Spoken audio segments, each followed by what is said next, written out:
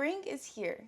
Q1 is over and Q2 has finally begun. And if you feel like the year is flying by, but you're behind on your goals, then this video is for you. This is your sign to reset, refocus, and completely transform your life in the next 6 months. Enough with the chit chat and the talking, let's get into the video.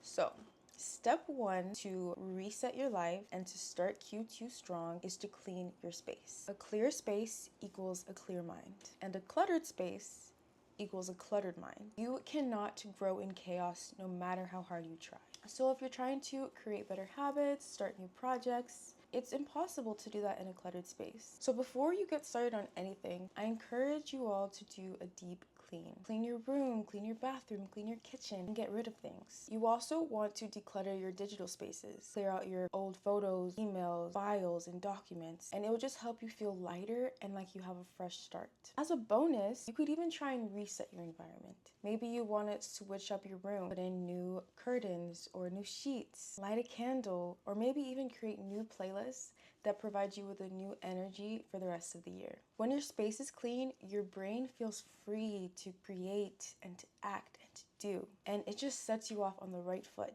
And I encourage you guys to do that all for the rest of the year. Especially if you've been in a funk, cleaning your space can do so much for you. Especially for me living in a New York City apartment, which is pretty tiny and doesn't have that much space. I know when I clean my space, I feel so brand new and I feel so much lighter to do the things that I've been wanting to do. For step 2, we're going to be talking about the foundational 3. These 3 things are the foundation in order to do any other things that you want to do in life. These 3 things are sleep, diet, and exercise. Let's start off with sleep. If you do not have the right amount of sleep or rest, you are not able to function the way you need to for the day. And with sleep, it all starts the night before. My rule has been to always sleep before the day ends. This means you want to be in bed, eyes closed before midnight. You don't want to waste the next day by staying up. It is never worth it and you always regret it in the morning.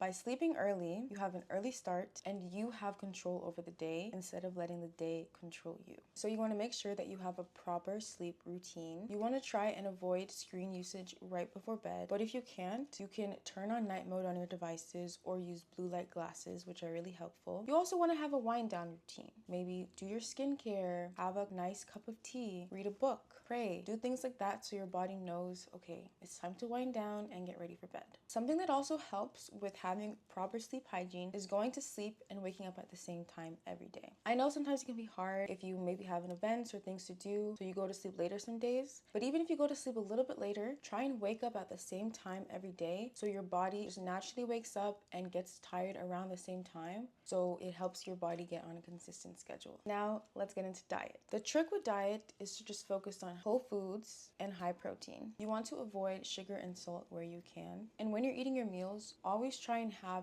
protein first. Protein helps you feel full and more satiated and gives you energy for the day. Also, eat breakfast to give you energy for the day and make sure it's high in protein, at least 30 grams of protein, so it doesn't spike your glucose levels and make you tired later in the day. Also, a big trick is to not eat 2 hours before bed. This helps you fall asleep, it helps your digestion, it also helps avoid puffiness and bloating, and then it helps you wake up and feel hungry so you can eat breakfast. If you're feeling a little snacky throughout the day, which sometimes we all do, try and eat things that are high protein and also high in healthy fats. So some things that I like are pistachios, Greek yogurt, and also fruit is a good snack too. Next, exercise. At the absolute minimum, you should be working out 3 times a week for 30 minutes each. That's literally only 1.5 hours out of the 168 hours in a week. You can do it.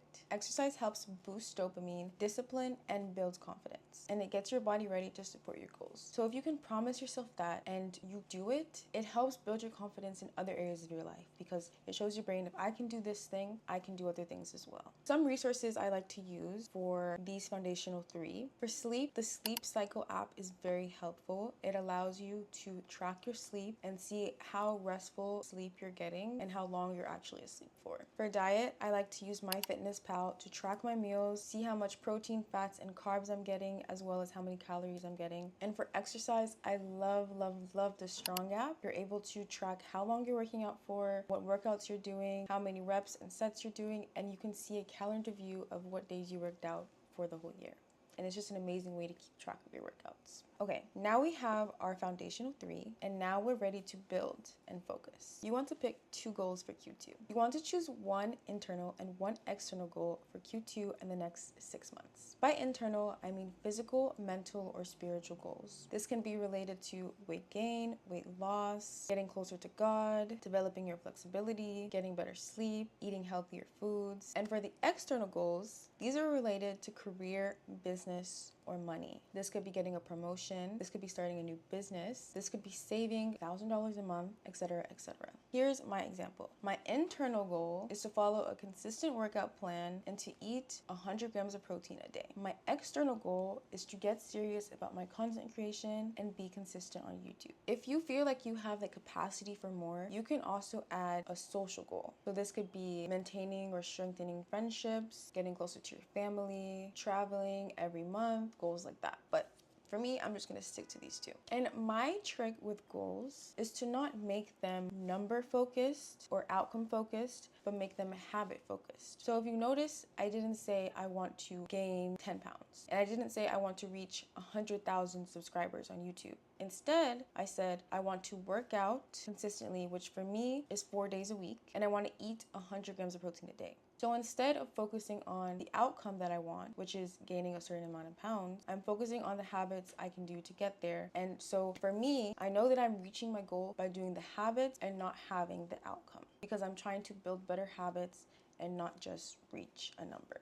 Same with my external goal. I'm not just trying to reach a certain number of subscribers or followers. I'm trying to build the consistency and the habit of posting, and that is a goal that I want to have. So I encourage you guys to do that as well with your goals. Step 4, subtract before you add. Ask yourself, what is holding you back?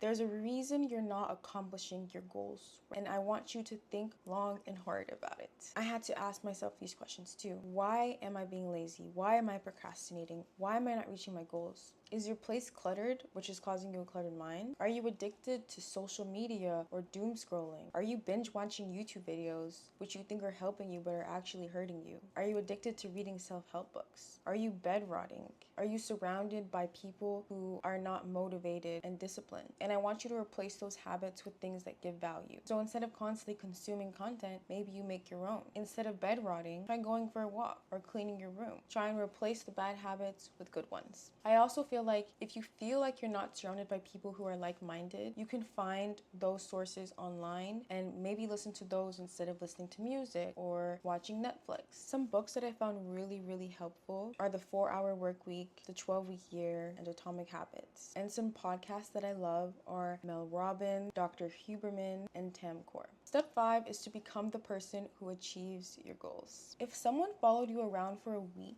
could they see what your goals are? Are you doing the habits and the tasks every day that are leading you closer to your goals? If you say you want to be an entrepreneur, are you actually doing entrepreneurial things? If you say you want a promotion at work, are you actually doing the things that you need to do to get that promotion? If you're saying you want to lose weight by the summer, are you actually doing things that would help you to lose the weight? It's not about the goals. Everyone has goals. It's about the habits that you're doing to get there. Build the identity of someone who has the things that you want. The person who has the life that you want, what are they doing? You should be doing that as well, even if you're not there. Step 6 is use tools to help you stay on track. I'm gonna put you guys on. So this is my favorite part because I love to use tools and resources to help get you there because there's just so many resources out there that can help you. It just makes the process so much easier and even more fun. So my favorite app is called the Habit app, and you basically want to take your routines and your goals and turn them into habits that you do every day or every week, and you can put these into the app and select it to time yourself when you're doing it, and then you can also mark it as done. And it's just a fun way to complete your habits and your tasks for the day, and to also keep track of how many days you've been doing it and see how long you can be on a streak for. For planning, I love to use Google Calendar. You can make different calendars, so you could have one for your workouts, you could have one for your side hustles, you can have one for your social calendar, and it just makes things really easy to see. And you can also share it with your friends if you want to share schedules with them. For journaling, I love the Reflectly app because you can record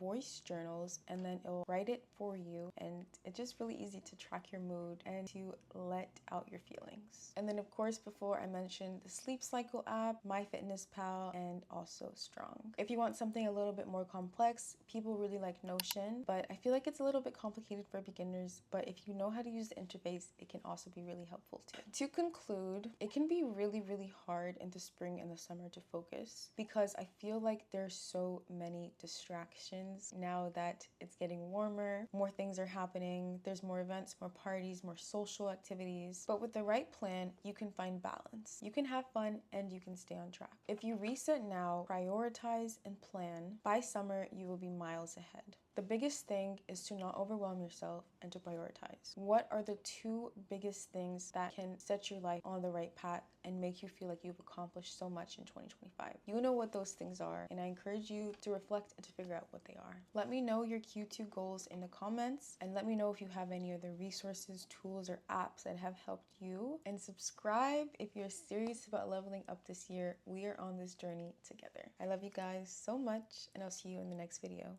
Bye.